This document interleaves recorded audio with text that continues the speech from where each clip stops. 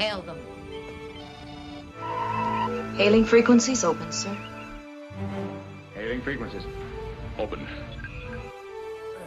I don't know why I keep giving alien street food a chance. It's always such a gamble. Captain, we're being hailed. On screen. Hello and welcome to another Hailing Frequencies Open podcast where we're trekking through the past and the future of Star Trek. As always, I'm your host, Mike Jones, and joining me via Zoom, he doesn't need a mech suit to crush his goals. It's Damien.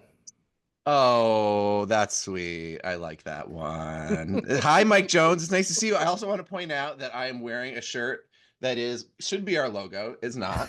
It is the Uhura art that is a gift from my friend, the Mike Jones.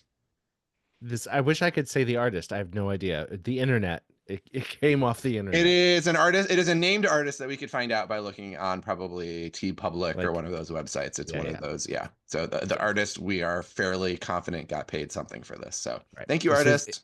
It says Hailing Frequencies Open in the shape of Lieutenant Uhura's head.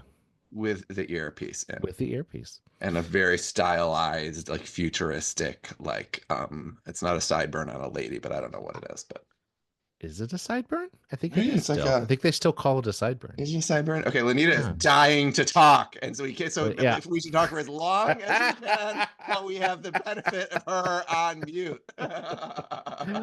Okay, she was last seen buried in her phone on the New Jersey Transit, weeping at the Section 31 movie. It's Lanita.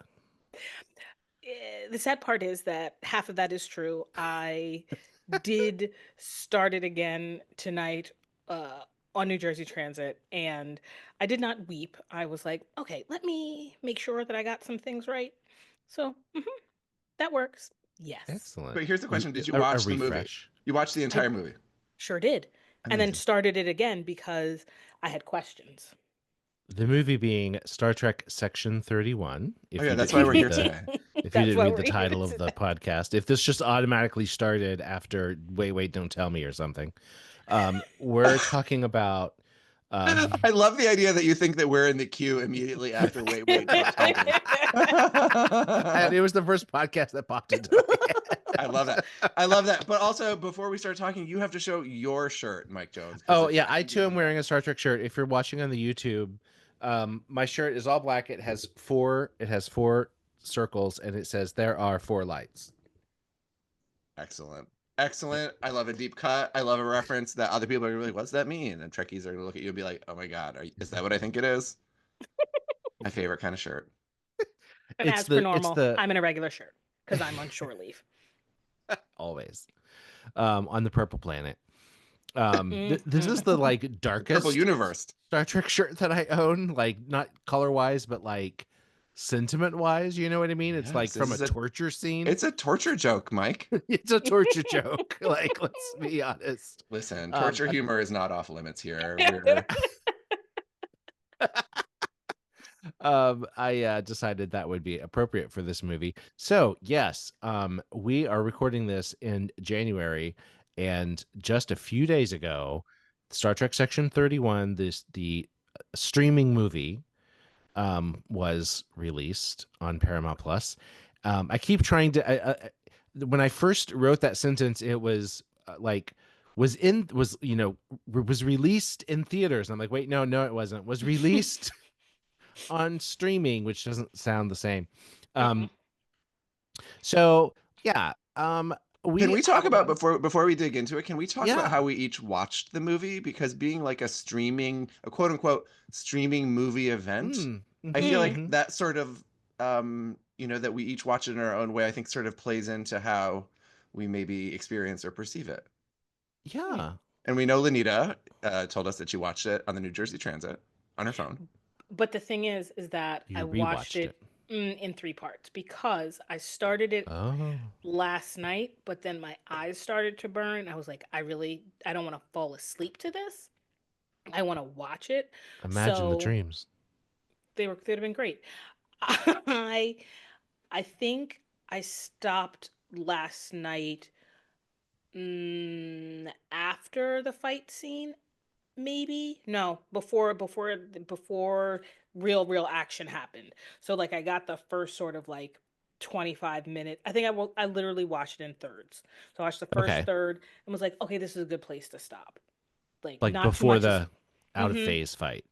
Yes, and before like that whole, I got the plan, or I got the introduction to the group, and then I was like, okay, we're pausing. I didn't get to the plan, and then the plan up until the last big sequence I watched, and then on the train going somewhere else, I watched the last little sequence, and then started it again on the way home. You're like a Gen Z kid watching things on your little screen in pieces. Well, this is what happens when you have a very full life. Yeah. It's what happens when you're tired. Like, I wanted to come downstairs to the basement and put it on the big screen and like turn the heat up and get in my cozy blanket and watch have some popcorn. Yeah, but it was too late. Yeah. You would have fallen asleep for sure if you'd done that. I think I wasn't off that day, but I worked the evening shift. I had to work the show that night, so I watched it in the morning of the day it was released. So immediately you're like, "Hey, have you watched?" No. Right. Immediately. It came out at 3 a.m. on Friday. Right. Did you watch it? It was like 9 a.m. or 8:30 a.m. and Tim was getting ready for work. And I was like, "Are you leaving soon? Because I'm starting this." I have things to do. Can you go, please? Right. Thank you. I'm like, "You're either going to be quiet while this starts." I didn't say it that way. But I was like, I didn't want to start it with him there because then he might get sucked into it. But Damien, how did you watch it? So I went to work on Friday, and as I often do on Fridays, I met my big Friday deadline about maybe 2:00 and said, "Everyone, I'm going to finish from home. I'm going to finish. I'm going to work because I don't usually work from home. So sometimes on a Friday afternoon, I feel like I can scam that." And I went home and let's be honest, smoked a bowl, and it was like and kept my email alerts kind of at bay and and put on the movie and watched it solo. And then because I knew I wanted, because on Saturday night our friends at Too Proudly Go, the Trekkie drag show charity group that we have made friends with, they had a watch party at Barracuda at the neighborhood gay bar in Chelsea in Manhattan. And I decided that I wanted to go to that, but also knowing the vibe, I was like, it's not a good atmosphere for like actually watching a movie. That's true. So I was like, I need to watch it first myself, and then the rewatch that I do will be like in this fill in the colors. So you went. Smart. So I did go. Yeah. I went with Colby, my boyfriend, and we went like in time to what we thought would be in time to see the show, and we got there and it was so packed that we watched it standing. Like, I don't know if you remember the layout, but there's like a table that sort of separates out this sort of show area from the bar area. Yeah. That was as close as we could get. It was packed. Wow. And it was much love to these guys. I'm like so excited for them because the times that we had been there, it was kind of underattended. So I was like, this is like, it felt very successful, and they had all their merch, and it was an event, and there were these like two dudes in full-on Mirror Universe cosplay. Nice. The guy had like a cape. Also, cape dude, I don't know why you had to get up. I'm sorry. Much love for your cosplay if you're listening. I don't know why you had to get up literally 10 times during the movie. To show off the cape. Oh, yes, and he did like a full cape twirl every time. Show the product. Yes. I was like, I've already seen the movie. I'm not actually mad, but I'm like, yeah. People. That is hilarious. There was a general vibe though of being like respectful of people who hadn't seen it, because I know that oh, that's good. Really? Yes. That's awesome. Yes. Yeah. And there were people who had never been before. Oh, that's great. My other friend Mike, who is a porn guy and a bodybuilder, and you have another friend Mike? I do. How dare you? Well, and it's funny because in trying to come up with like a viable nickname, he was like kind of like Muscles Mike, except there's somebody named that at work, which I'm like, that's too like close. Oh. For comfort. Yeah. Do you know what I mean? So I'm like, that is. So he's like, what about Massive Mike? I'm like, no, you can't name yourself. You're this just is Mike. over. You're just. Well, he'll never be Mike Jones. So. Right. Exactly. He's just Mike. Yeah, no. But yeah, it was It was a really fun night, and I'm sorry I missed it. Well, yeah, it was. She was out of town. That's why she was not there. Yeah, To our because friends who are listening, I was. also really worth mentioning is that Mm, Heather Wood, who is the lead performer and host of Too Proudly Go, she and our friend Lee Ellen, who was on, and a couple others from Too Proudly Go, went to the premiere in New York at the oh 92nd wow. Street Y. Michelle Yeoh was there, a bunch of cast members were there, and there was a talk back, and that was on Thursday night. I missed out on that. Oh, So that's the, too so the cool. folks who were like hosting the event had also already seen the movie in a really sort of memorable way. yeah. And they did a really good job of like making an event of it. Like it felt, Yeah. according to them, as they described it, it was like a movie premiere.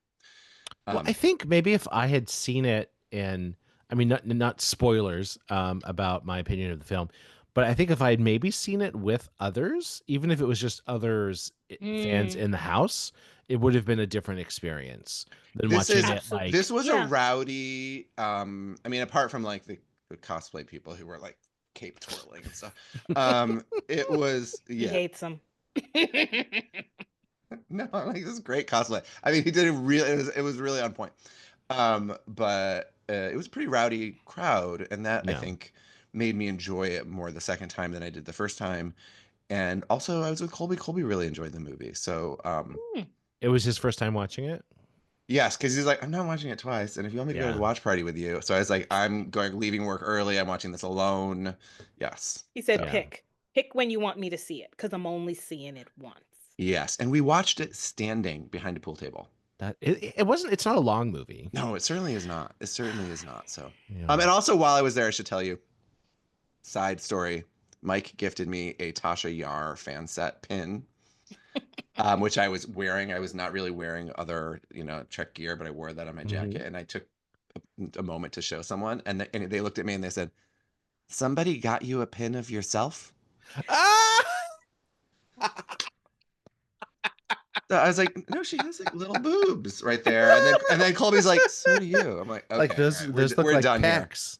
We're done here." It's not a flattering caricature of Oh, Tasha No, Yar. she does not look happy. goodness. She does not look happy. I don't have it with me in the room, or else I would put Can it I on. tell you that I would have ceased living in that moment? Like, died. Like, you would have been more embarrassed by the laughter that came out of my mouth if I had Oh, been standing there. I Because wasn't embarrassed. I was like, why is there no one else here to witness this? Like all I have is like the ability to like recount that this happened on the podcast.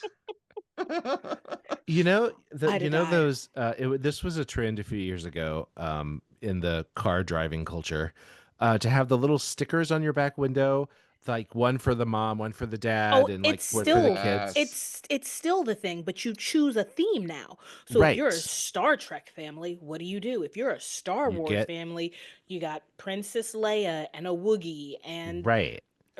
So Tim ordered me these stickers. It's the family set, and it's like they're in little TNG uniforms, and there's a little fish, and there's a little cat, and it's really cat. cute.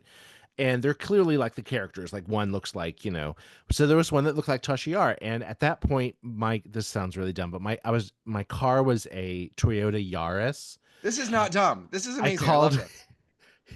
the car's name was Tasha Yaris. Yaris. So I was like, I'll put the Tasha Yar sticker on my window. And I did. And I was like, now it looks like I'm just a single lesbian with no family.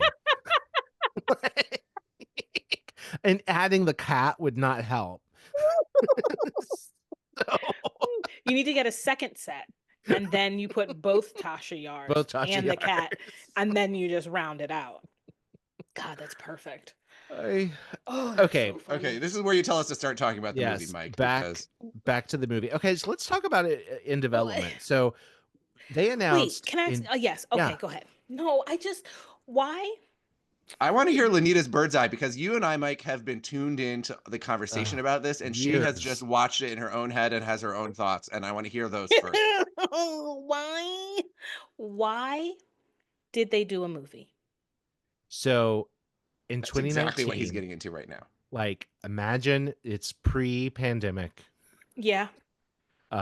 If you can imagine a world where Trump is in the White House. Yep. God, I can't. January 2019, they announced a Section 31 television series starring Michelle Yeoh. And Okay. at that point in Discovery, which had premiered in 2017, so it was after the second season of that, Ash Tyler, at the end of his arc, is like recruited by Section 31. There was a lot of hoopla that it's going to be this like Michelle Yeoh. I don't remember the actor who played Ash Tyler's name at the moment. Shazad Latif. Shazad Ooh. Latif like vehicle. Like it was going to be this great show with the two of them doing like Star Trek spy shit. I don't know why it didn't start getting made, but I mean, development takes time. COVID. And then of course the COVID pandemic happened. Yeah. It was literally it was on track until COVID. Yeah. And then put it back on the fucking track. I think it was this is my own kind of theory. No one said this out loud to anyone in the fandom, but I think it was kind of mothballed while things were kind of figured out in the, because Paramount is being bought by somebody new every other day. And then Michelle Yeoh won an Oscar, and then all of a sudden they were announcing that it's a movie now. Because and the way they tell this story is that Michelle Yeoh was the force behind it. That she force was behind a movie.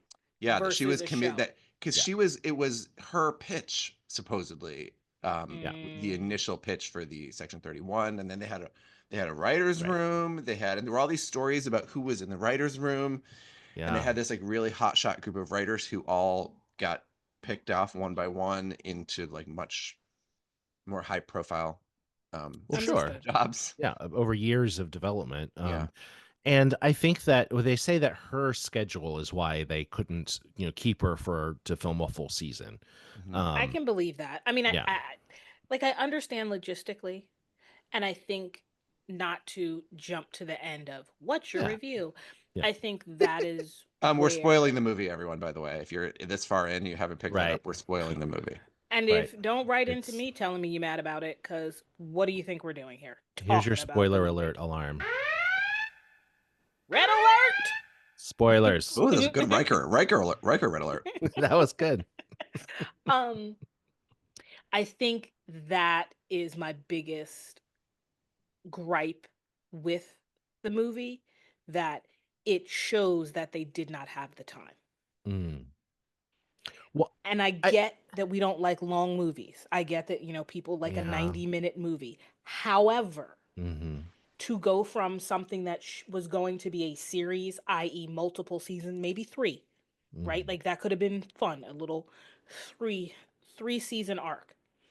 To condense it to 90 minutes, I needed 215.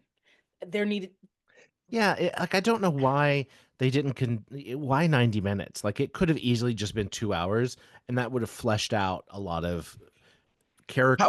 How often do you say that about a movie, that it should have been longer? Seriously, I mean, when was the last time you saw a movie that you said that about? That's true. Good point. But like, it's the other thing about the TV series to movie journey. The movie had these little like title sections, these little like chapter titles that felt like they were lifted directly from episode titles from season 1. You know what I mean? Like we're watching this Reader's Digest version of the first season of this show. Much like Phantom of the Opera, when they put it in Vegas and made it 90 minutes, they took all of these. What did they take out? A lot of Christina's struggle. She came across as just like kind of toying with these two men. Like the whole thing about her father gone. We don't need that, She's a harlot. She's leading on this man who's been horribly disfigured. You guys do not derail us. I'm sorry. Sorry, it was my fault. It's my fault. But what my point was, when you abbreviate. Yes. I almost said abridgiate. Something like this. You lose that the moments where you can sink into the characters and their inner like, for example, the actor who played Zeph, who's the guy in the mech suit, he had this whole backstory that he had been horribly injured, and the only way he could move was in the suit. Which, of course, because why would you be in a whole suit? It reminds me of there is an actual suit like that for people who are quadriplegics that allows them to stand and to actually walk. It is very expensive. It's super cool. People have used it, like if they're getting married, to like stand up in front of their bride and get married, or their husband, and have the ceremony, and then going back down. Right. But it's super cool. So yeah, of course he's in a full body suit because his legs are gnarled and his spine is severed. Of course. Well, and I like the idea that maybe was how it started, but it sounds like there was some sort of like, like the way that people do plastic surgery or the way that people do steroids, that they just keep adding on and adding on. Like maybe he had like a mechanical leg that he added a piece to, and then the next thing he like knew, he's Jax from Mortal Kombat. Like he got those arms, and that was that. And so, but what we ended up getting on screen is him saying, like, when you talk about the suit, you're talking about me. About me. And it's like, he just sounds kind of crazy. Like a steroid jock. And even Quasi says, like, yeah, he has like mechaphoria or something, like, which is the euphoria of being in a mech suit. Okay. No, I think he was dysphoria. Like it was like right, dysphoria. Oh. Yeah, like he can't tell the difference where he ends and the suit begins. But that's not nearly I as took that to mean that he became addicted to mechanizing his body, and that he was giving himself augmentation. That was my takeaway, is that he was like giving himself like physical mechanical augmentations that were illegal in the Federation, which is why he has to live outside of the Federation. Oh. Now that's a story. That is. Yeah. Any of this would have been great in the movie. I thought it was like, okay, you're in the suit, whatever the positronic or like however it's attached to you starts to seep into like the whole transfer of, maybe it's the stuff, because remember that his suit was leaking, like I in my head I'm like, it's part of him, not just on him, like Borg implant, so that there's a transfer of juice from the suit to him. Right, or that maybe he can't survive outside of the suit now because his body has become so intertwined with it. Yeah, correct. Right. I mean, it's similar to Ariam. Was that Ariam's story where is that the character's name, right? Ariam on Discovery, cyborg, so horribly injured, and we get that like story in her final episode where she was in an accident and like the suit is the only way she can live. And she came back in the final season for a time travel episode where Michael Burnham has to convince her that to trust her and that they're friends in a different timeline. And I mean, she's got like the white plastic face. Thank you. Yeah. Well, yeah, they could give her a whole suit, but poor Captain Pike just gets beep, beep. Like, I don't know. Maybe he doesn't have good insurance. But anyway. He's got a high savings account. He right. can afford it. No, it's no good. Sorry. We only got the beeps for you. Okay. So let's start at the beginning of the movie. Okay. So we start with this flashback in the Terran Empire in the Mirror Universe with a young Philippa Georgiou. That's why I had to go back and watch again, because I was like, I've missed something. I didn't, but I just felt like I've missed something. And what I missed was the fact I heard them say it's been 2 years. And I was like, 2 years? Also, it starts like the Hunger Games. Yes. What are we talking about? I was she like, survives the Hunger Games. That's immediately what I thought. I was like, okay, so she survived the Hunger Games. Cool. It's taken 2 years. Listening to her tell this story, I'm like, okay, deep, awesome. You found your dude. Cool. Together, you are two, you are one. I love you. You love me. And then she said there's one final task, but did not say that the person who completed it first, right? It was just the person who completed the task. Or was it that it had first? I think I got the impression that he had already failed. Yeah, I got that. And she knew that. Yeah. I don't think she knew that. Oh. I don't think she knew that. I think that Well, do you You think don't that she thought if they both had succeeded, they could rule together? That was my whole point. That's why I went back and watched it, Oh. because it didn't make sense to me how we go from them in love surviving everyone Mhm. to now you've scorched this man's face beyond recognition. Like, that was wild. Mhm. He serves you, he decides he doesn't want to live with you anymore. And then at the end, you still have these feelings for him. Like, it was, I don't know. I needed to understand how it was she was so deeply, deeply invested in him. Did we think that they planned to rule together if That they is my had point. both Done accomplished it. it? So the reason that she burned his face and enslaved him was as punishment for the sacrifice that she made that he wouldn't do. That is literally Yeah, what I thought. Like, you were too much of a right. nutsack to go and kill your family. I killed my family. But because he failed, his whole village is murdered Correct. now. Like Yes. Terrans, you know somehow that you they're crazy. the Terran Empire doesn't make any sense to me. I don't No, understand. no, it is not meant for this much of a deep dive. It is It is not, not. right? Also, by the way, here I am. I was the one who was like, we need to defend this movie because everyone is trash talking. We need to find a way to find some positivity here. And I I'm know. already here. I That didn't We're already dislike here. it. I just Yeah. wanted more. I Mhm. just feel like the shortening of it made for jumps. Like, it Yeah. made for a voiceover that was supposed to cover what actually could have been viewed on screen. Oh yeah. Well, in the beginning, the whole that's the next sequence where, well, actually, okay, before we get to that, after the flashback, there's this like weird title sequence with Control giving you like previously on, you know what I mean? Did you Um like the voice?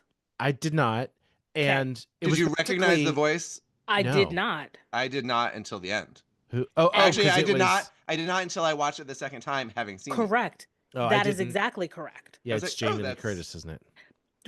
It didn't do it for me. It didn't. It felt like a video game intro from the early 2000s. It didn't feel like a movie. It was like, oh, this is stuff that they would have somehow covered in the first episode. Like this, like they would have flashbacks to show us what's happening. And then the next scene in the nightclub floating in space, um, they do, it's like a Ocean's 11 kind of, zoom in on the person while we're talking about them and their backstory, and then zoom in on the other person, and that, uh again, it was like, get it out of the way, boom boom boom, here are the people, let's go. But even they're not even talking in the beginning. It's like, you get the point. You get her walking in, Mm-hmm. looking at. It's like, oh, so she's is she looking at these people, or are they just showing us people in the club, right? But each of the individuals that you're seeing seem out of place, no matter what. Even Oh if yeah. Mm-hmm. just seem out of place. Like, what is happening?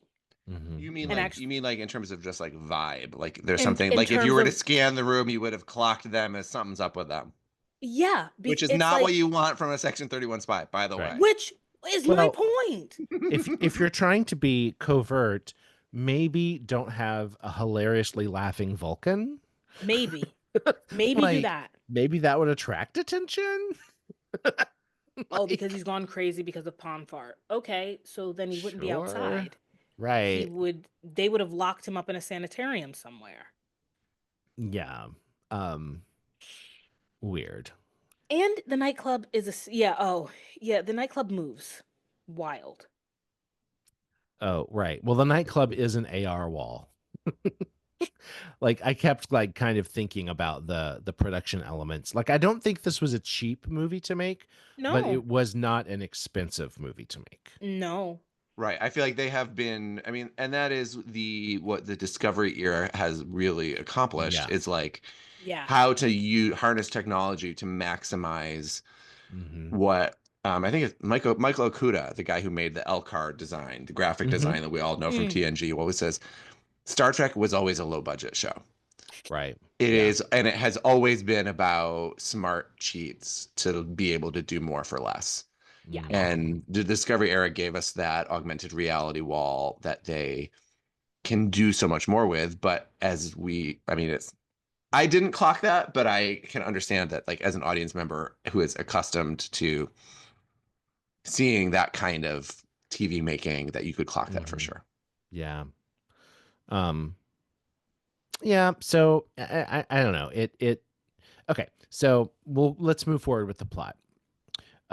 So Alok is that how he is pronounced? Shows up to Omari Hardwick. Yes, Amari Hardwick. Oh. The character name, I think it's Alok. They didn't. I don't know that they really said it very much. Anyway, he shows up to seduce slash recruit Philippa Giorgio. I can cross that off. What's he trying to seduce her? I'm like, what is I know. happening? Like, we learned that plan afterwards, and you're like, yeah. And it's like, did he abandon that immediately? Because yeah. So and we meet the team, and here's their plan, and she's like, boring. I have a better plan. And the better plan really is that she has this out of phase gizmo that enables her to be there but not in phase, which reminded me of that episode of TNG where Geordi and yes. Oh my God. Ro, thank you. My God. We're out of phase. And similarly in that episode, for some reason, they didn't go through the floor, but they could go through walls. Same thing here. Yep. Like inexplicably. No, she did go through the walls. It's just that her thing was damaged. No. She goes through the walls, but she does not go through the floor. Like, oh yeah, no, you can't go. Yeah, he drops the thing because Yeah. it's out of phase and falls through his hand, but it's not out of phase with the floor somehow. Anyway, whatever. Understood. But yeah. So I thought that was cool. Yeah, I thought that was cool. That was like, okay, this is interesting. We haven't seen this used as a weapon or as a tactic. But I liked that fight sequence though as well. Like, just I think that was overall the best fight sequence of the movie in terms of the action, in terms of like the physical action scenes. Yes. Yeah. Right, because the man in black shows up. Spoilers, it's her Son. ex son. How long did it take you to figure out who was in that suit? About 2.5 seconds or minutes. That's a relative number. Just 2.5 units. It took me a while. Okay. I try to go on the journey. I'm not very good at like mystery movies because, well, I guess I am good at it in that I go on the journey. I don't try to figure it out. Right. I was not trying to figure it out, but I was not trying to figure it out, but I was like, but you figured it out. Just be. Yes. Yeah. I can't tell you why. Or it just was like everything in this. Who would want to hide their face? Someone who had it burnt off. Correct. Right. There's something. Well, why would they show us this? Sorry. No, correct. Like all of the things. I just was like, something is just off. Literally, can you hear that? Can you hear the fact that I have a child stomping on my head right now? I don't know what is happening. Nope. Okay. Great, because it literally sounds like there are, 16 horses running across. You said that right after I took a drink of water, and I'm like, I'm sorry, I'm trying to be quiet. No. Yeah, it just, something was off. Like but that's the thing. Through the movie, the reason I wanted to try to watch the whole thing again is like something's just slightly out of phase, we'll say, but that fight scene was awesome. I really enjoyed it, truly. And then she glitches and gets stuck in the wall just long enough. Yeah. And then the MacGuffin thing opens up, and it's a prettier MacGuffin that but it's not. He recognizes. That's the thing. It's not like a red herring. It's like a literal, like, oh shit, here's that thing. Right here, but this is the first time we saw it, so it's this is the first time we saw it. Like, also, by the way, this is the first time in the movie that we have any idea of like what is actually at stake, what they're after. Yeah, like there is a and I realize why they did it, because we reveal that she knows what it is, that it's tied to her backstory, et cetera, et cetera. But like there's a chunk of the movie where you're like, there's a thing they're after. We don't know why, and They're we selling don't. it on the black market. They give Okay. us nothing for a Nothing. very long time. Yeah. Yeah. And I will say, I mean, Michelle Yeoh is brilliant. Let's just acknowledge that. Yeah, But she's a the movie star. right, the acting that she did when she saw the thing told me everything. You know what I mean? And she doesn't have a line. The look on her face was like, "Oh, this is something personal. This is, right. This goes way back. She And knows what this also, is, and it's her. and also why it's so sought after, and then why this person is fighting so hard for it. But again, considering the fact that everyone who knew about it was quote unquote dead, that of Right. course again was like, oh, something is here. We never find out how San knew to show up there, but he He was did. But he was the buyer that Dada. Oh, he was. I didn't get that. Or he, I don't know if he was I shouldn't say it. Not that he was the buyer, but he, you know how Terrans, they have their ear to the universe. That's Like true. knowing that this thing is happening. Like he was probably following it from the time of destroy this thing. And he was like, And Dada Node had stolen it somehow. Correct. So he was chasing him down. What type of alien was he? They never named him, right? No, I don't think so. Odd. He had a Didn't lot like of the chunks out of his face. Didn't like that. No. I also, if he's from the mirror universe, so Correct. there's a positive Dada node, whatever, somewhere that we never met. I wonder if he also has weird light out of his face, eyebrow lights, and things like that. Before we leave the ship, hold on. Before we leave the ship, can I just say one thing? I was very excited to see one of my favorite aliens.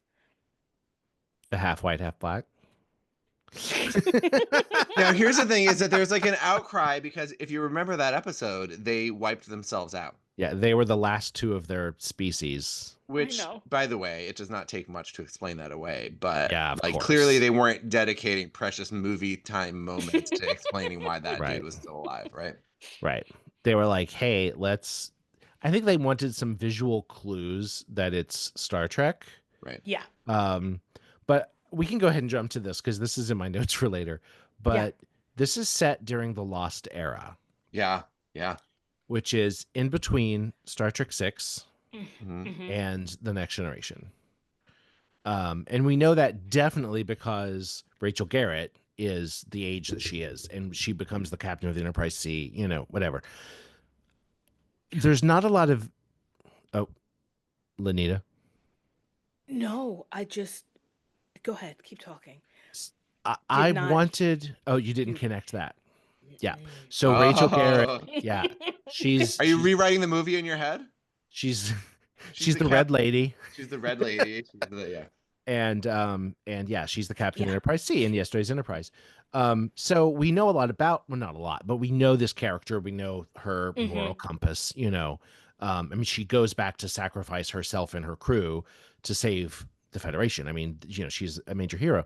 But in terms of time, I know that when we saw the Lost Era before, it was in a different television production time, but I would have liked to have seen some anchors into that time, like a Monster Maroon somewhere. Yeah, if she had first shown up in her Monster Maroon that maybe looked like Pike's Monster Maroon in that like one episode of Discovery where future Pike comes back, like the red uniform, that would have helped. Her, I've seen in production photos, her phaser looked really cool and like a perfect blend from the time period, but you never really see that on screen. It's always like blurry and dark. Like there wasn't anything that made me think, oh, I know exactly when we are. Right. Do you think that was on purpose though, that there was not a single Starfleet uniform in the entire movie? In the entire movie. Yeah, not even in the end or anywhere. When it had Jamie Lee shows up. Yeah. Right. It had to have been a choice. Which, by the way, like, I don't disagree with that. And I do think that that is one of the, I mean, that is the real primary strength of this movie, in that, you know, we can debate its success. I think we probably all have feelings about it. But that to show that there are stories that can be told in the Star Trek universe that are outside of Starfleet, that are outside of the formulas that we know, that we don't need a captain, a number one, and a doctor in every show, and that we don't, and that it is an actually pretty brave, risky, like, exploration of what Star Trek can be. I gave you that. Yeah, I get that. You know, something that I think did that a little better was the short trek that was a prequel to Picard, like the short trek with the two little kids who were fighting and like they missed the bus or they missed the shuttle.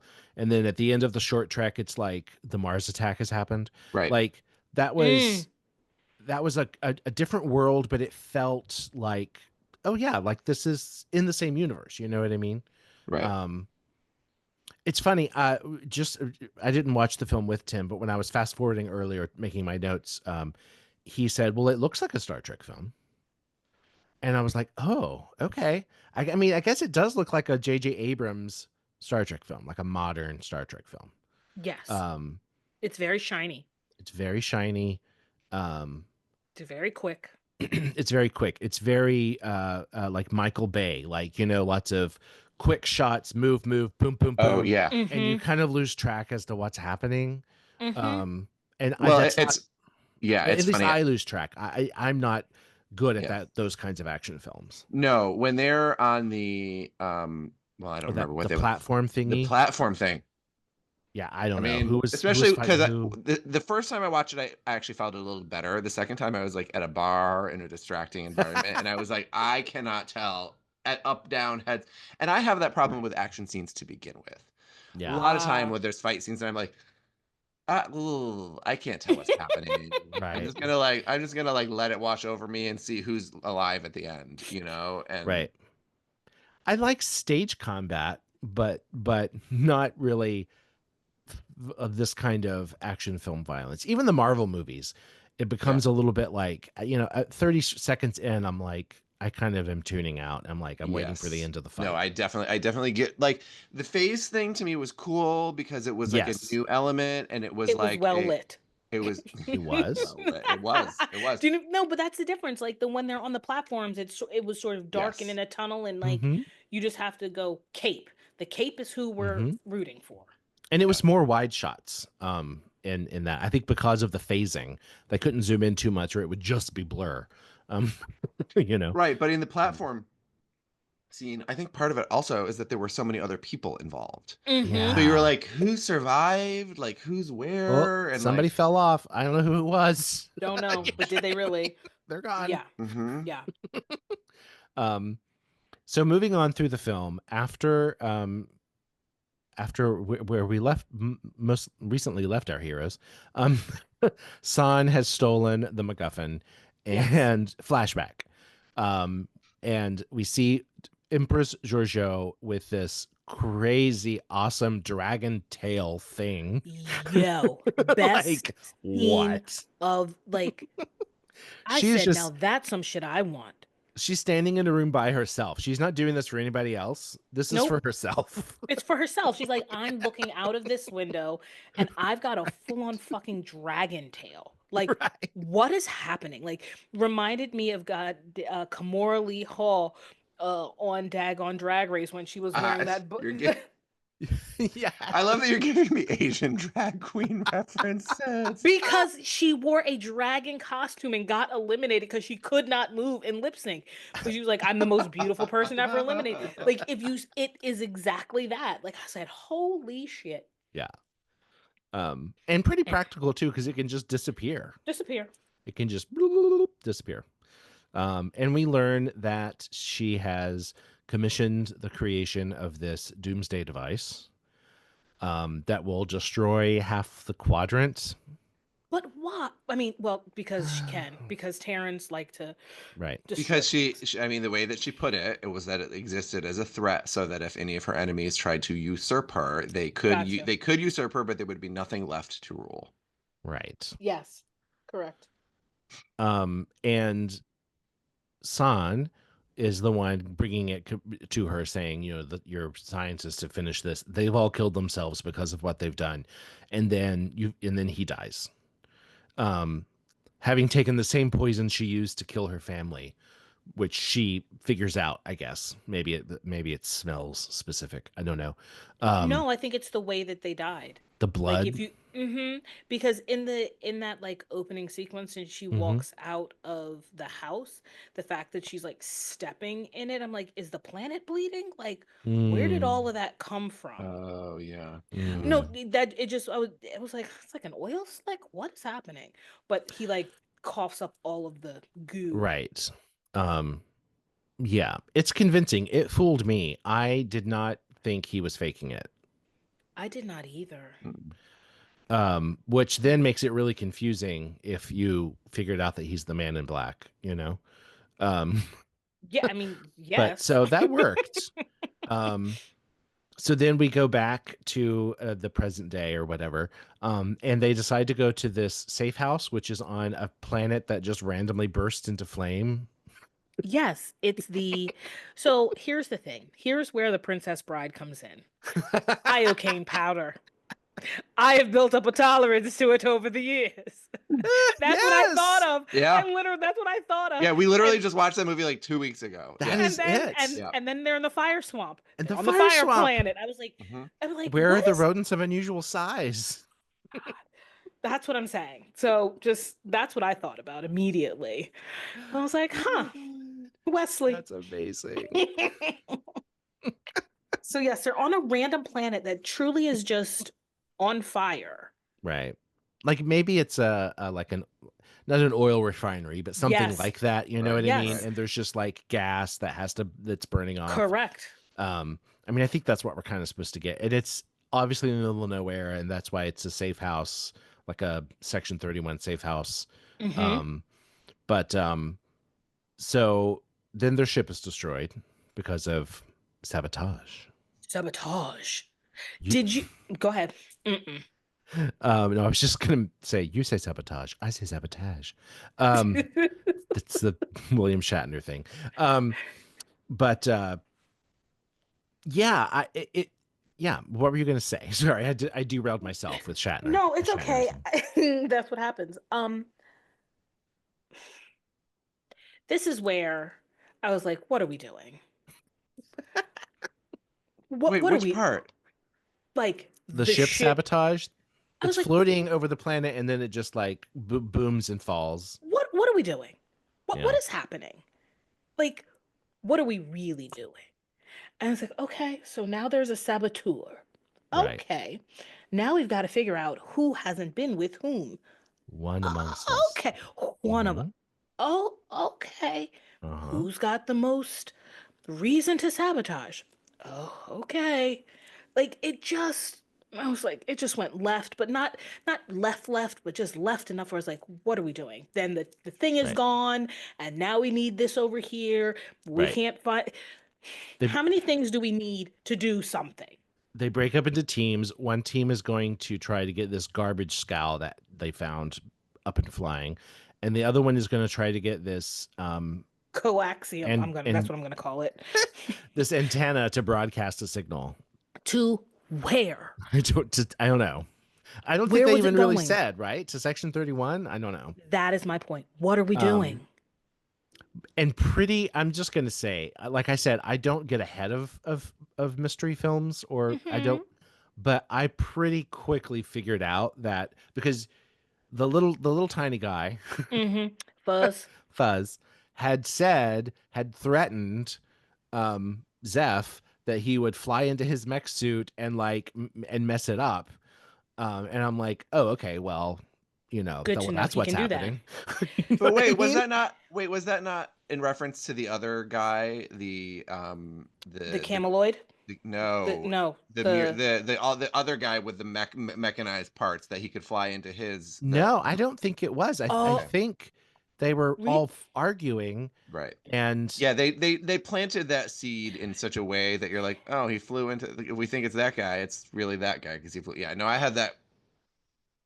I'm the same way. I was not trying to like be smarter than the movie. I was just trying to enjoy it. But then I was like, oh, I see. The little guy. And then they even made it more obvious when the laughing Vulcan is suddenly like a robot.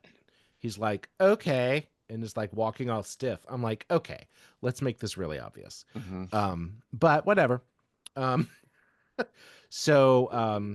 And you can watch Giorgio's face as she figures it out, and you're like, oh my god, am I smarter than Giorgio? Am I smarter than Giorgio? That's the problem. Like, she's incredibly smart. And Amari Hardwick is incredibly smart because we find out that he's genetically altered. Like, he's like from Khan or something, you know? Super strong. Right.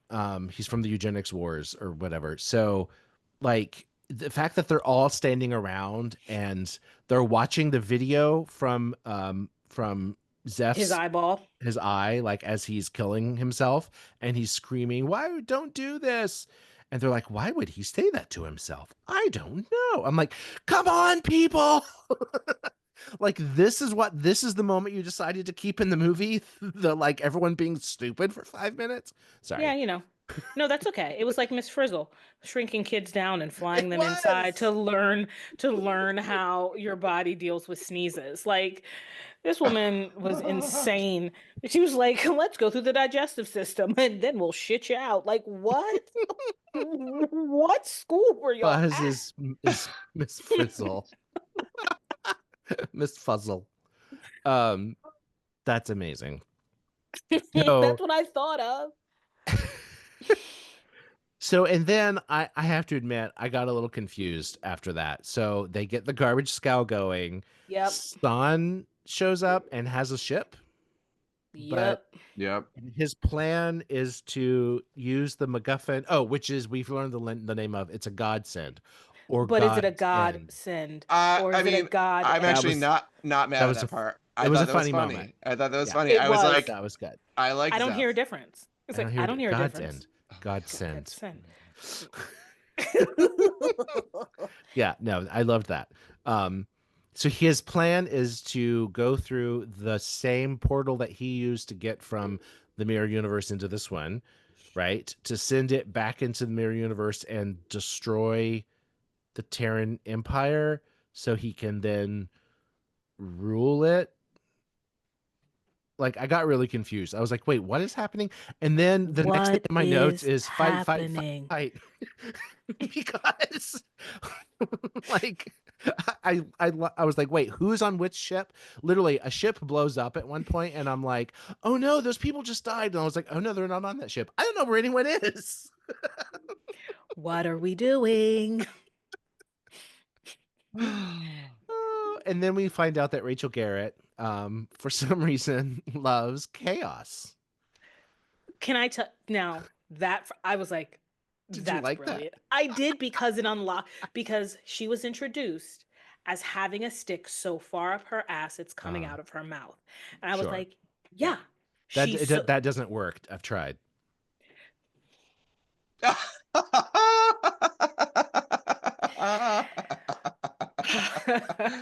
Oh, you shut her down. She doesn't remember what she was talking about. We can sign off. Hailing frequencies closed. Play the music. Oh no, you won the pod, Mike. Yeah, today you have won the pod. Mike has the won problem the pod. is that I literally start thinking about things. I'm like, that's like, you're spit roasting yourself. Cool. It's just a joke, people. Okay. I love that. Just a joke.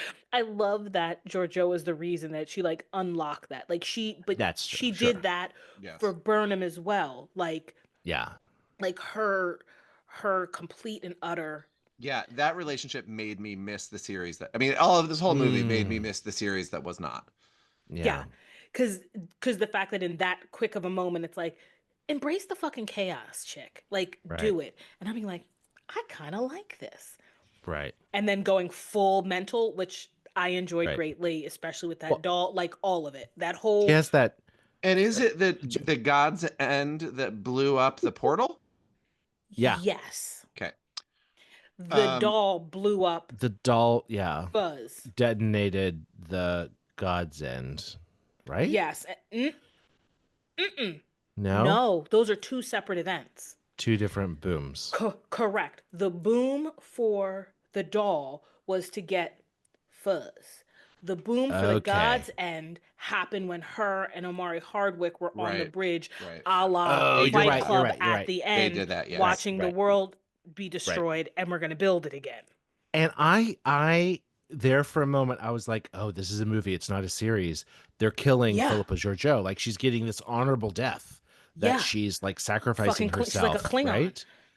And then it's like, nope, they Nope. beamed her out off screen. Mm-hmm. But I get it. You don't want to like kill your main character. You don't. That would be a downer of an ending. Um, but I we thought it was skipped kind of over. kick ass. Yeah. Like, yeah, we skipped over one moment where Giorgio says to, I think to Garrett, it's like being negative never gets you anywhere or whatever. Like, she's Yeah. like, and I'm like, who is this? But yeah, I think in a full series, seeing Giorgio and Garrett have like a friendship or a mentorship or something would have been really interesting. It would have been similar to the Michael Burnham relationship. And the thing is that I feel like because of the Burnham relationship, she was able to better clock Garrett and be like, this is what I need to say to get her to pull the stick out of her ass. Because look at where we are, look at where we've been. Just sort of been there, done that, and not take so long to be like, chick, come on. What are we doing? Right. What are we doing? Also, in Discovery, we never got any inkling of a soft Giorgio. Like this whole idea that she was as a young girl, she was in love and survived for 2 years. I mean, and I can believe that they fell in because for 2 years, you're fighting for your life. You are truly like surviving together. Right. We watched Hunger Games. We never got any of that we got here in Discovery. She was just an evil, kill 'em all. Well, because you need more colors to a character who's going to be your main character. If she is going to be the lead of this movie, and she's going to be the protagonist, you need to have more because she was. If you think about Discovery, she was a fish out of water. She was the only. I mean, same. She's still from a different. The only Terran, yeah. Right, but she was. She's in a Starfleet crew where everyone is honorable by the book, et cetera, et cetera. So she is meant simply as a foil to Michael Burnham in that show. Yeah. And if she's going to be the main character, she's got to have more depth to her, and she's got to have pathos and all of those things. And so and actually the closest we got to that in Discovery was the Guardian of Forever episode where she goes through and like through goes the portal. back. It's always a portal. She goes through the portal and goes back to the mirror universe and finds that she can't survive there anymore. Yes. Yeah, that's true. There we go. There's the softness. I have to say I was not a big fan of Emperor Giorgio in Discovery.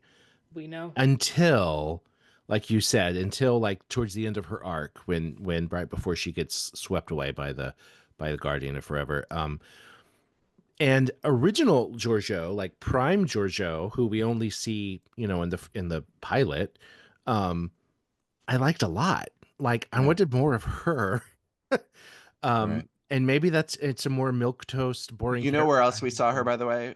Prime Giorgio is in a short track about Saru. Yeah, you're right. It's rewatch that in 10 minutes. Yeah. It's a really interesting a little peek at Prime Giorgio also. Yeah. Right. And not to embrace cancel culture, but isn't Emperor Giorgio Hitler? I mean, like, isn't she responsible for mass genocide and murder. Yeah. Right, but do they redeem her, or do they claim that she's redeemed, or Is- do they at any point does she have like a Yes. how so? Where is she Because proclaimed to have been redeemed? Yeah. not proclaimed, but I think that the fact that she is willing to truly, like, she didn't know she was getting beamed out. Right. She She was Sure, willing to okay. sacrifice she herself. she was dying. Okay. Like, there was no Mhm. oh yeah, when we get to this point, beam it. No, those two were like, when she said, "Would you go back and would you do it all again? Would you go back and kill or change whatever that's why I wanted to get through it again. Whatever that last line was, she says to Mhm. him when they're standing there and she has finally detonated and we have 60 seconds left. She gets it. She's like, "Yes, I can be the ruler of nothing, or I can just be here myself," right? Because Mhm. he's like, the reason he got her into Section 31 is, aren't you bored? You're running a jazz club. Like, please, like, you ran an entire empire. And not a good jazz club. Not a good jazz club. It was a bootleg opera lady from The With Fifth dryer Element. vents on her arms. It's funny because I actually didn't mind the music. I didn't mind the music in any of the movie. I didn't. I was not mad about that aspect of it I said, because I was like, "Oh, go ahead, I don't know. Damien."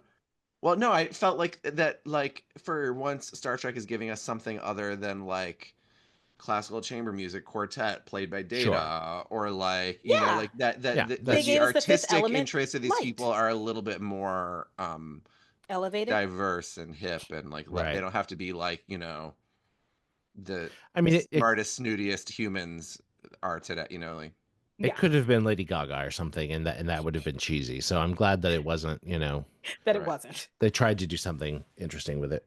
The So that's but why I no, think no, I she's get it. redeemed. Like, So just right there. And okay, maybe not totally like, oh, her we have washed her soul clean, but I do think that her coming around to see that, also the fact that she really fought to the death and murdered that man, like, killed him and then said, "I do like, we are one." oh Like, right, because she's like, yeah, she kills him and then like embraces him in tears, like because she didn't really he want to kill him. No, because that makes me think, Damien, to your earlier very first question. I think their plan was to go back, both kill their families, and make a new way in the Terran world. Yes, they would still be burning and killing and marauding and whatever, but they would do it together. Who was the lady? Sorry. Yeah, Who good. was the lady who said, "Claim your place"? Who the hell is I she? don't I don't know. Like a someone like had someone had to facilitate that scene a happening. grand vizier. Magic Grand Or the Klingons would say Vizier. arbiter of succession. Right, exactly. Yeah. Um, okay, let's talk about the Godsend for a Yes. second, Or Godsend. or Godsend. It was a godsend, really. So That's why I liked that whole moment. That play on words was great. Mm-hmm. so first of all, it Fucking I don't cool. remember who starts it, but it like the one light starts and it goes click and it's like Sand beep, does. beep, beep. He Okay, starts right. it. So he starts it. But then when Giorgio gets it, she touches it and it's like Yes. biosignature recognized. Because it's only her Beginning who can do it. countdown. So what was he gonna do with it without It her? it didn't say that it needed to be alive. It's just maybe it's her fingerprint. You know how they have like weapons where it only works with your fingerprint? Oh, so you think he needed So her dead they. body? He just needed her. He didn't need her alive. But he was flying away from her, wasn't he? Was she on his ship? Did I watch this Yeah. movie? Yes, they're all on the garbage scow chasing after him. She ends up getting in there with him. I think maybe I'm just talking myself out of that idea. Yeah, because then they're fighting face to face, but like before she goes over there to fight him. Does he not know? Does he really not know the entire? Like, would he have thought that he could detonate it and then it goes need biosignature and the final Oh, little right. No, thing because wouldn't? he had intimate knowledge of building it, and that all the scientists killed themselves and all of That's that. true. Right. So then, as Mike said, what the hell was he about to do? Because he was running away from her. Plot hole. Yeah. See the silence. We're all MacGuffin. confused. I mean, I think there's a lot of plot holes, if we're being honest. But Right. yeah, and the did- funny thing is, I don't think that there has been a better use for that word MacGuffin. I've never heard that word so much than Yes. with regards to this movie. Because, like, I mean, because they were already fighting over the box before they knew what was in the box. Right. Mm-hmm. And we Didn't were all even on know. board for the fight. It didn't really matter what it was. It was It like we didn't. need a thing for them to fight over. Yeah. And then to find Um, out what the thing was like, oh shit, now she's really gonna fight Right. for it. It's bigger. That's what Now she's what really on turned it up. board. Right. Yeah. I was a little less angry when that was revealed because I was like, we're already so far into the movie and we have no idea what the hell this thing is or why anyone cares. And like, in fact, I rewound it to be like, what are they after? Like in the voiceover, I thought that I had missed something. I'm like, oh no, we don't know anything. We're just like, it's just intrigue and It's just talking to you. yeah. Right. So wrapping up the plot, after Oh my God, they have we win, not finished the movie? after they win, there's a denouement where they to the nightclub station, and now people know who she is, and they sit at a bar and openly discuss a secret ops mission in front of everyone in the bar. And except Rachel Garrett has a different wig. Rachel Garrett has a different wig, and she's And wearing the a Cameloid maroon is dress. still, apart from like one little quick trick, is still just his same Sam Richardson self. Yeah, he's very Sam Richardson. Oh, we totally missed the Delton character dying. I feel like we need to do like a breakdown of the like I would, actual but I was I letting think we you should do go the through plot them. thing. Yeah, that's why I was going to interrupt you, but then you were like, let's finish the plot. I was like, okay, I'm going to wait. And then the very last moment, they're like, okay, next mission, in this, we're all sitting around the table. Turkana 4, Lenita, wait till you think about, wait till you hear what Turkana, whose homeworld is Turkana 4? Turkana 4. You shouldn't say who. It's important to you specifically. Tasha Yar. Yep. Yes. Oh, kill them all. She's from the colony on Turkana 4 with the rape gangs. Oh, the rape gangs. I was in a rape gang. She wasn't in a rape gang. I think she was running from the rape gang with her kitty cat. Oh my God. Run to safety, kitty cat. Like, they're not trying to rape the cat. The cat will be fine. Oh my God. Oh my God, he's got 9 lives. He's okay. Terrible. I'm sorry. Okay. God. So yes, great. And then here's Jamie Lee Curtis being boring as hell. Hi, popping up like. Hello. But she's got augments. I am too. Control. Something is Control a person at this point, or isn't Control supposed to be like the AI? Right. Control was the AI in season 2 of Discovery, but now they call it something else. They gave it a name. Yeah. Didn't they give it a name because she was stuck? Wait, am I right? Wasn't there a ship that was stuck somewhere because she got sent? Zora. Yeah, that's Zora. a separate Different. thing. Sorry. Yeah. So is Jamie Lee Curtis a representation of the AI? I don't know. Maybe that's why she was so dry. I mean, maybe Control is just the word for like the head of Section 31. It's and like now it's no longer an AI, it's a human. It's M, like in James Bond. Yeah. It's Judi Dench or whoever is in there. I think we can. Charlie. It's Ray Fine. Yeah. Okay. Charlie's Angels. Okay. Lenita. Yes. You wanted to talk about characters. Yeah, so because we didn't, we were because we skipped them. We breezed right through the people. I was like, we did. We should have probably sorry. like introduced. No, it's fine. It's because that's the way they treated them. They were like, "Oh, you've got a Delton trying to seduce her, the Cameloid who's trying to be seduced." Also, okay, go through the characters and I'll ask my question. I'm so sorry. Right, because I feel like this had like, it felt like an excellent, very promising early draft for a pilot for a series. Yes. And that some of the characters were really well drawn and some of them were not. So I would say Alok Tiwari, right? Omari Hardwick. Yes. Was, if not well used, was a well drawn, excellent character, right? Yeah. So he's got this great history. He essentially could have been one of the Khan's crewmen on the USS Reliant, right? He was an augment from the 21st century, right? Yeah, the 20th century, the 90s. He slept. He was programmed to do violence. He has done horrible things. He spent a couple hundred years on a sleeper ship, and he broke away from the augment people, and he has been trying to redeem himself ever since. I think he's got a great. I think that's a great story. I think it could be very well explored in a different format, in a different medium. I think he was he's the casting could not have been better. I thought he was great in that role. I think he could. What else has he done? He looked so familiar. A lot. He's like one of those actors who's everywhere, right? No, he's not.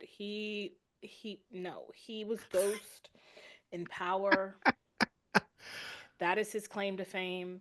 So he was on Sherry Shepherd and was saying how Power is I mean, it's universal, but it's really a black, like Sopranos-esque, not Italian, but like mafia, right? Like mob, right? But Ghost is the head of it. And so he's got the black women's population on lock. Like, oh, you're so sexy. Oh, Ghost, come take me down. That's the faction of people who are his fans. I mean, he apart from the part of me that is like a Trekkie and wants good movies, like he had me on lock. I was like, yeah, hello, sir. I will watch you in this movie. He's an attractive man. He's a conventionally attractive man. And so then he's on Cherry talking about, I had that section of fans, but now this other section, this Star Trek fandom, is something out of this world. Like conventions, like I can go to conventions and talk to people. Like he's in. Like he literally was like, oh, I didn't know about that, but now I do, and I am full on. Is he doing conventions now? You think he was speaking as if he was going to. That's great. Like he's about to be on the circuit doing it. That's great. So I think that'd be cool. Yeah, he was cool. It's hard. I think that's with me. It's hard to, when you play a character for so long, like, and I never watched Power. I've seen one episode, and that was the season 6 premiere. I took my mother-in-law because she is a super fan. Like, she is watching it Saturday night because it downloads early from Showtime because it comes on Sunday. And I took her, and it was a full-on, in the arena, 20,000 people. You could hear a mouse piss on cotton when that thing started. I've never in my life. Wow. That is descriptive. Wait, they did the screening in the arena? Yes. Full on, and then there was a full-on fucking concert afterwards. They brought the cast out, and then there was a full-on concert. It was cool, but that's the only episode I've ever seen. Don't remember anything about it. So that's how I know him. So I'm like, how is he gonna do this thing? Fine. He was good. I he had a good character to work with. And of course, I'm watching this imagining the TV series that never will be. Correct. Yeah. And I have cast him in that TV series, and he's great. And I want to know all about the sort of like the augment stuff. And I would have been here for that story if it were told in a better way. Correct.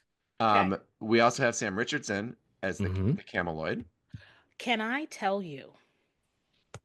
I literally wrote, when learning who a Cameloid was, which, have we seen them before? We have. You have not. Yeah, only in Star Trek 6. We will be watching that movie with our friend Sabrina.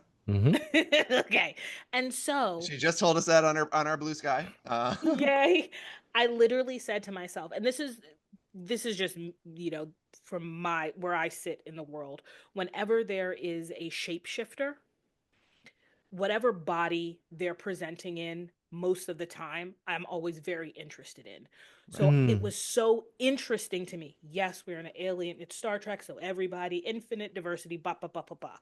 But the fact that Quasi was literally like, as a cameloid, the weird, looks like a sheepdog, the dreadlock dogs, chooses to be a black man with hazel eyes, which the eyes were so hilarious. Okay, and they're yellowish. The cameloid that we've seen before was played by Iman.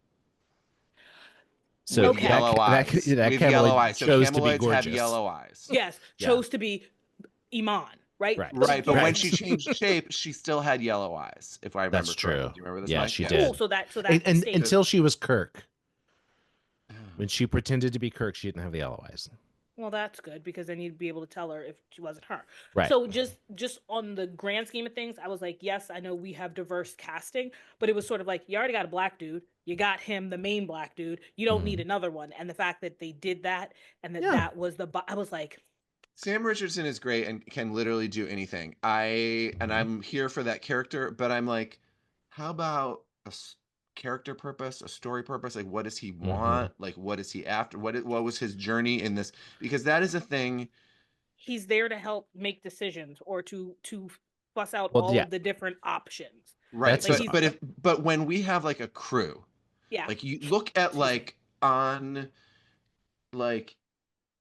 look at all of our Star Trek crews over the years, like each one of them is given some sort of even if it takes a while to become clear, like your crew has a journey. They have something that they need. They have something that they, like Data's on a journey to be human. Harry Kim is on a journey to be less green and to get promoted. You're like everyone, like his thing was that he was like indecisive and then made a decision, or like and that's his whole journey. What is his journey? I'm indecisive, and then I made a decision. I loved him in like the first like group scenes where he says, he says infestation about fuzz, and he's like, I heard it when it came out of my mouth. I heard it. Like, funny. Yeah. He's funny. He was kind of the comic relief, and casting Sam Richardson as the comic relief is perfect. I mean, he always kind of plays himself, but it works so well. I think of him from Veep. Is he also in Ted Lasso? Didn't watch it. I didn't watch. I only watched the beginning of Ted Lasso. Sorry, got the record. I might be but wrong. he's one of those like comedic actors who like he has a certain shtick, a certain kind of deadpan, kind of like nerdy shtick. Like talks too fast and like says that and is too honest and I liked his character though, like, and same. I like that he saved them though. Like he's the reason that the hatch opened. Like figure it out. Yeah, and then he's the reason that they were alive at the end. So, sure, purpose, comedy, saving ass. Yeah, I was here for Rachel Garrett, even though I think I was mostly just giving leeway because I was imagining that she would be better written in a TV series. Oh no, the actress did a good job. Actress did a great job. Yeah. No, I'm telling you, I loved her going mad. Like it just made me smile where she and I appreciated that she has the stick up her ass and that Giorgio looks at her and she's like, you have a stick up your ass. Yeah, they sent you to Section 31 for a reason. Yeah. It's not by accident. Like they would not have sent somebody who was just only so by the book. There is something more to her that you're not seeing right away. And again, Giorgio is really smart. Yeah. She's really smart. Yeah, I like that. I like that aspect. Yeah. They threw away the Delton. That is the thing that gets me. Like they're like, we're not having a series, so let's just like. It was so gratuitous and really unnecessary. I heard someone say that they killed her off because the character was unneeded because that's the sort of honeypot aspect is offensive, and you're like, that is not like sexually gender offensive. Like, first of all. The way to solve that problem is to make her more than that, which she could fight, and you got the sense you could see her fighting the guy in the mask, and you're like, and the only reason that she died is because she got shot and vaporized. It's not like she lost into the fight. Dust. He had a better weapon. Correct. Also, just because that's like the thing that they have, like that's just part of who they are. I like the fact that she had onus over using it. It wasn't like someone was like, oh, go make out with him. It's like, no, like, this is what you know about me, so I'm going to pretend to be this, but then also using it to get fuzz. There's my question. How does the Delton reach the bug? How does the bug the bug is also affected by the Deltan sex waves? Like, is that what we're meant to believe? Well, the That sex they can get waves, to any, they can get, I know, the they're pheromones, they not, can they're get to never anybody. explained. I mean, the only other time we really dealt with the Deltan is in Star Trek: The Motion Picture, where she has taken a vow of celibacy, which apparently means that she won't affect anybody. But in this, they kind of implied that she has like magical pheromones, Yeah, that whether she's having sex or not, she can control people. So I think correct. it's like a completely different thing. Like they really kind of changed how Deltans Because the work. idea in the motion picture is that Deltans are highly sexually desirable, but if you fuck them, you die. Right? Isn't that kind of Or if that's you why fuck they take them, an oath of celibacy. they have complete control over you. Like you will be devoted to them is kind of Oh, That the sounds about implication. right. I Um, mean, that's kind of Yeah. like my life. That's how I got married. oh God. I'm, I'm not but married. but like it I kind of liked that though, that it wasn't this arbitrary thing. It wasn't just Yeah, something that she couldn't, oh, it just happens. People just right. fall in love with me. It's like, Right. no, I can No, actually use what I have to get what I want. To help the whole cause, right? right. But yeah, they vaporized her. There was no reason Yeah, for it. no No reason reason. for it. No reason for it. And I feel It the was same sad. way about Zeph, that they killed Zeph, because I actually really liked that character. Like I don't know that we have seen a character in the guy in the suit. I Right. know. I'm Played by trying to. Robert Kaczynski. Yeah, but I'm like, okay, so there was Zeph, there was the Bug, there was the Baldy, there's the Starfleet, there is Omari. Five. No, who am I missing? Cameloid. Six. There were six of them. Yes, there Five are crew. six. Right. And we Right. lose Zeph and we lose the Deltan Right. over the course of So the movie. we're down to Yeah. four at the end. Yeah, you needed an odd number though. That's the thing. You had to get like there were too many of them. One of them had to die in the beginning. And Oh, she and oh, I see what you're saying. like there were too many in that crew. Like you're Yeah. adding once you add your Joe, someone's got to go. Like it's too much. Like who? What was she gonna say? Too many What? people to track. Too many people. Well, She did what she yeah, needed to do. Thanks you. Goodbye. yeah. And Um, now the bug And is what did she free. do that she needed to do? She played the part of being of making a heart bubble with gum. She calmed the bug down yeah, she calmed the when bug down, and that was he the only was time we got to see her do anything other oh than yeah, the fight. yes, and then she helped out in the fight. And yeah, Excuse me. She helped out in the fight. There you go. What else was she gonna do? let's Go let's ahead. talk about the bug. Yeah, no, Oh, let's talk about the Let's talk about Irish the bug in bug. the room. Was the bug Okay. Irish or was the body Irish? Also, by Or the way, Does I have to tell you that I did listen to our friend Sean Ferrick talk about the Irish accent and yes, has never been so offended by an accent. yes, I figured as much. And he yes. and I'm literally lifting this from I just listened to their podcast that one of his castmates leaned over to him during the movie and he's like, I bet Fairhaven doesn't sound so bad right now, which Fairhaven is the Voyager episode would they notoriously all have terrible Irish accents. But he was like, yeah, like he did like a little rant about it, Yes, but it was really bad. It yeah. was okay. Okay, first of all, let's talk about the bug being a bug. So it's a little Men in Black. Um, it's a little Ant-Man. And I love No, it. it's more men. It's more Men in Black. I love It's that. more Men in Black. It's on I the. love it. I love the idea that Mhm. that there are these very small aliens that are really intelligent and have been, you get a little peek that they've been around forever and that Forever. all this stuff like that's fascinating.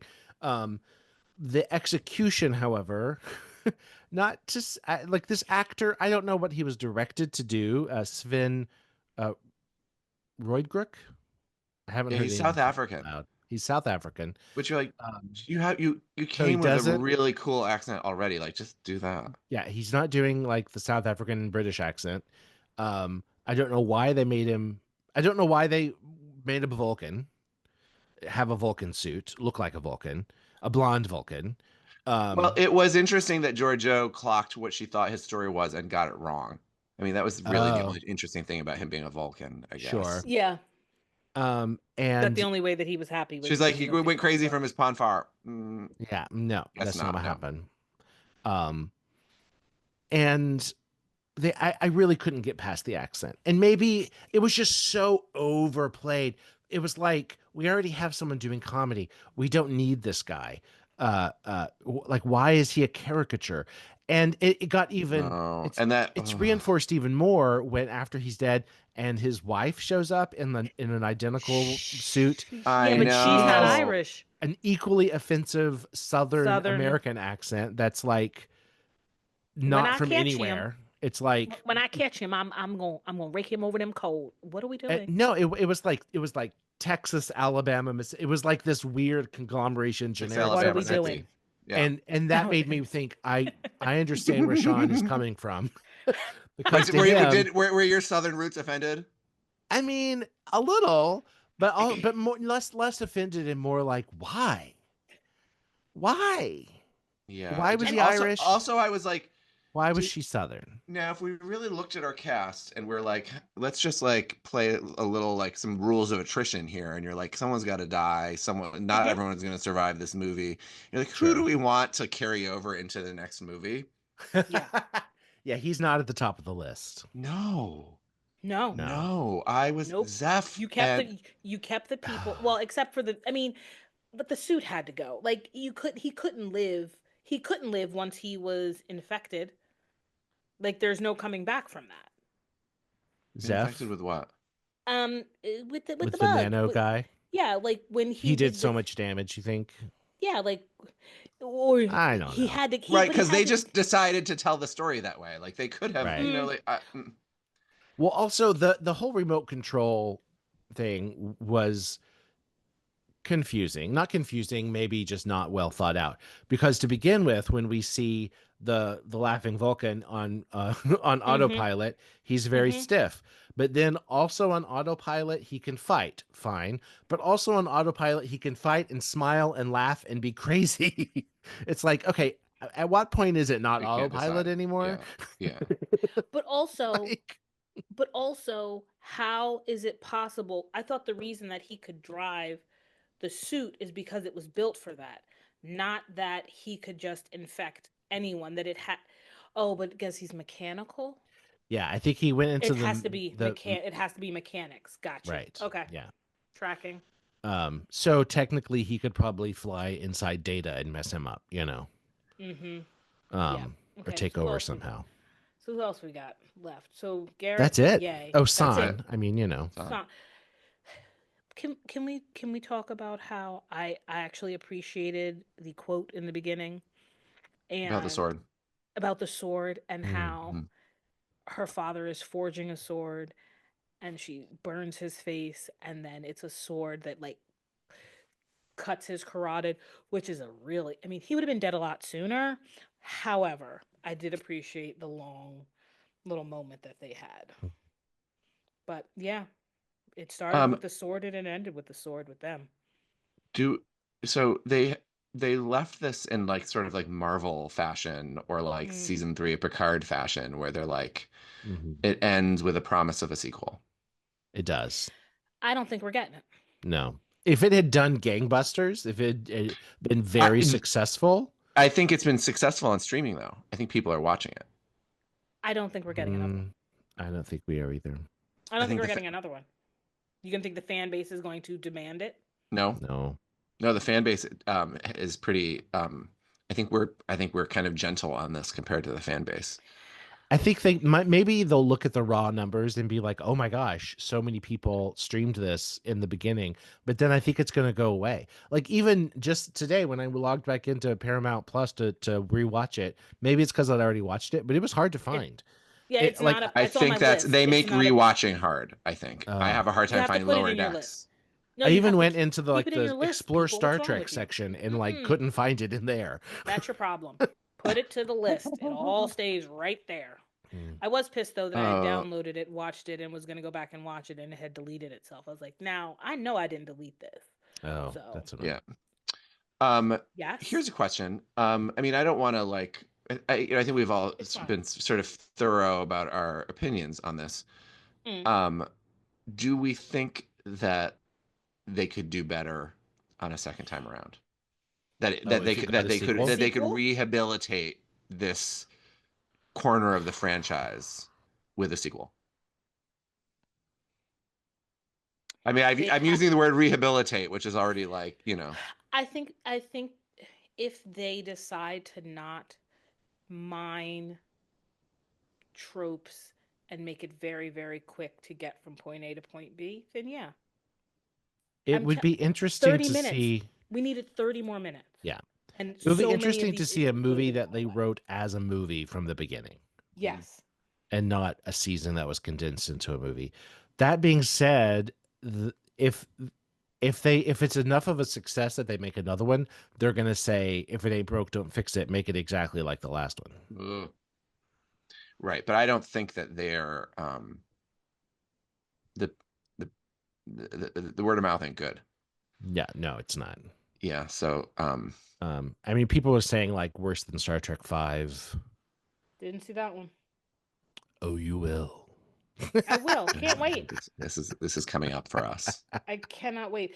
It makes me so happy how excited you all are for me to watch these movies. Well, I think this is like, I mean, we've talked about this. I think this is like a really rare experiment because of the amount of Trek that you have seen. You have seen all of you've seen literally the entire canon, except for 3 very prominent, well, no more than that because the TNG movies. So I'm like, you know, like it's how I just stopped and was like, okay. Right, but I don't think that there's going to be anyone so well versed in Star Trek that will be watching those movies for the first time. I think that is like a really rare thing that we all get to experience with you. I'm super excited about it. But no, in fact, I feel like we're gonna kick you off the host panel, and we're gonna have you be the guest, and we're gonna have guest hosts come interview you. I am down for it. That's great. And welcoming to the pod, our guest for today, long-time host, one-time guest. Yes, we've kicked her off the pod for 3 episodes. I'm a guest. I was so excited, like I was excited for the prospect of a series, but then I said to myself, like, how many more series can they really logistically do at the same time? That's live action. As they're paring away all of these things. Correct. The old model that you know, that at some point someone mentioned that CBS All Access back in those days before it even became Paramount Plus aspired to have a new Star Trek episode of various series every week of the year. That would have made my soul very happy. Well, I mean, and maybe also like tapped out the franchise. Who knows? But we had a good run there for a while. We sure did. And that's a thing. An embarrassment of riches. Famine. Yeah. And also, do you remember there was like a season? I forget now when this was, but it was like there were weeks where Discovery was ending its season and Strange New Worlds was starting, or Picard maybe, or like there was like there was a week where we got 2 episodes of separate series. Yeah. And they overlapped a little. Come back. I know. I mean, but give us what we want. Give us what we want. Give us the 25th century. Give us what we want, please. Maybe that's the lesson that they'll have learned from this. Yeah. Don't shortchange us. Don't mind. Just write it long form, shoot it, and then do a better editing job. Just that. I wonder if they, you know, the J.J. Abrams films brought in a new audience, undeniably, and this kind of felt like those films in a lot of ways. I wonder if they think it will bring in a new audience, but if it does, will those people stay? Like, if you've never watched Star Trek and you watch this, are you going to be happy with the rest of Star Trek? Maybe some Discovery. Right, that's the real question. Is like, what, even that, because Discovery is so emotional, earnest, and this is not that. But you got emotion though. That's we did. Yeah. It was. But like it this, was I feel like this one when they're in their spy mode, yes, because they had to address the mirror universe, right? So if they were yes. to continue with this as like a movie franchise, right? They like I don't think we're going to get more mirror universe. Yeah. Right? Like I feel like the portal has been closed, The right? portal, Like we right. can only We blew it make so Never closed. many more know. trips back to that well. I mean, they're Lies. still making Borg stories, so like That's true. Let's no. A portal can open up anywhere. We've learned that when we right. But watched. but the Right. George O story does not need to go back to the mirror universe in this No. kind of heavy-handed way. Whatever happens in a sequel to this is going to be sort of like that sort of bantery, jokey kind of vibe that they get when it's like just when it's the team, right? So that's the vibe that they're going for. It's the Guardians of the Galaxy vibe. It's the Yeah, that's a very good way is to it say God's that. end or God's send? Is it is it right. like That if they leaned Rocket. more into that, then they could do like the Guardians of the Galaxy Christmas special. They could do like these these funny one-offs if they wanted to. I don't know. Well, there's a lot of paths that can be taken. There's a lot of futures. What's your grade? My grade? Yep. A to F. Like A to F? Yep. And there are no questions you can ask. Just however you in your head. Yeah, I would say D. Wow. I was on C minus area. I was like, you're passing, but we're all in the same. I mean, D is passing. Is it? Is it? I guess an F is failing. F is failing, so D is passing. Although, like in my undergrad, you couldn't get D's in your major. That was failing. Correct. Oh. That is correct. You could get D's in extracurriculars, like if it wasn't your major. But D is for diploma. That's what they say. Anyway, I was excited. I was left wanting. Yeah. It's like I was the end of first night. You have been measured. You have been found wanting. On that note,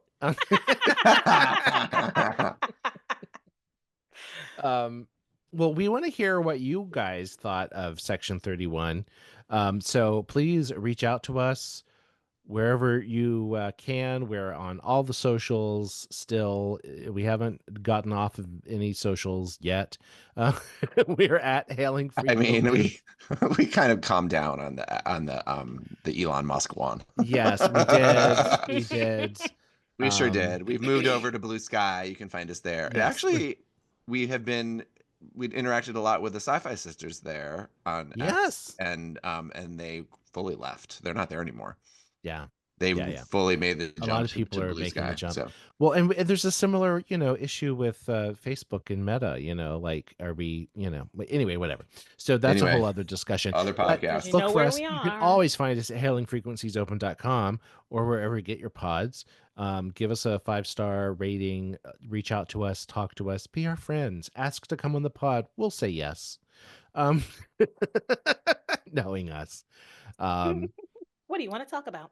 Thank you guys so much for doing this with me and going through this movie and spending your Wednesday evening. I had to look to see what day it was.